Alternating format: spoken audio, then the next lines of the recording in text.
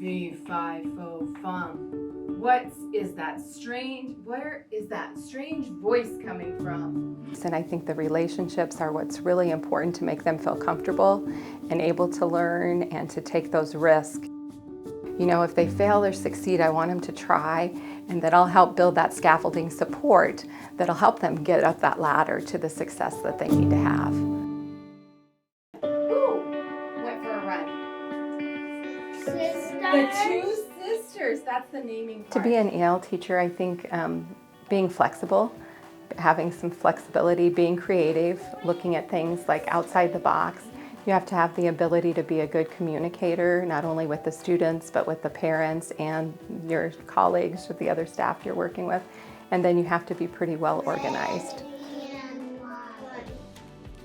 So I'm thinking about things that, you know, I might do differently, or something that I could add, or a way that I could help to improve a situation or reteach a skill, or just kind of add to something to help a student build that confidence to take that risk and challenge themselves, because I want them to try.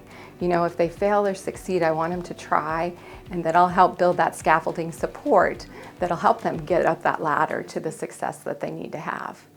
And so it's just, you got to start somewhere. It smells like chocolate. Don't eat it though. Columbus Public Schools, I think that Columbus is very student-centered. I think it's collaborative. I think that there's a lot of teachers that are just have like a deeply embedded sense of making sure the kids are successful and grow that way. Sophia found 3 huge sunflowers. I think people would be surprised to find out like how much like total physical response or real objects you would use to try and, you know, like if we're learning about the vocabulary run or slide or something, we might go out to the playground, we might run and jump in here. We might have food items and ask for those, or different clothing items, and just at the basics to build that vocabulary. And then also to find out what they're learning in their classroom, so you can take some of that and help them to build their language skills that way too. Because the giant was mad and he fell down. You want to have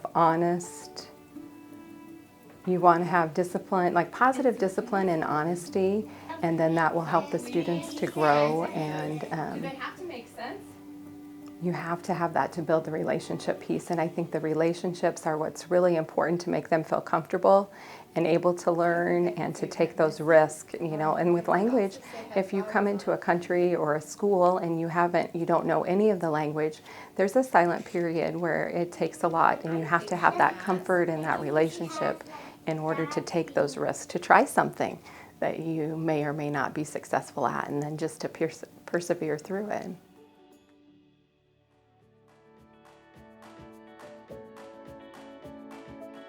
Hey, I'm doing really good. I'm going fast. Am I going too fast? No, you're good.